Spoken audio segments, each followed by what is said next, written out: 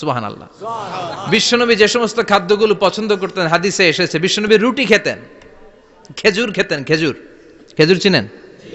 Balah, তামার, দুধ খেতেন, এই মধু খেতেন, জব খেতেন, বার্লি খেতেন, লাউ খেতেন, রুম্মান, ডালিম ফল, আনার ফল, আনার চিনেন? আনার, এই আনার খেতে পছন্দ করতেন বিশ্বনবী। মাশরুম খেতেন, মাশরুম, মাশরুম চিনেন?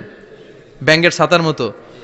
রেস্টুরেন্টে ইদানিং মাশরুমের স্যুপ পাওয়া যায়, এটা খাবেন। যাদের চোখের জ্যোতিতে সমস্যা, দৃষ্টিতে সমস্যা, খাবেন। হাদিসে এসেছে আল কামআতু মিনাল মান ওয়া মাউহা শিফাউন লিল আইন। মাশরুম হলো মান্না সালোয়ার মতো খাবার। মাশরুমের স্যুপ যারা খাবে, চোখের জ্যোতি যাদের কম, তাদের চোখের জ্যোতি বাড়িয়ে দিবে কে? বুখারীর বর্ণনা, কানা রাসূলুল্লাহ ইউহিব্বুল হালাওয়া ওয়াল আসাল, বিশ্বনবী মিষ্টান্ন খেতেন।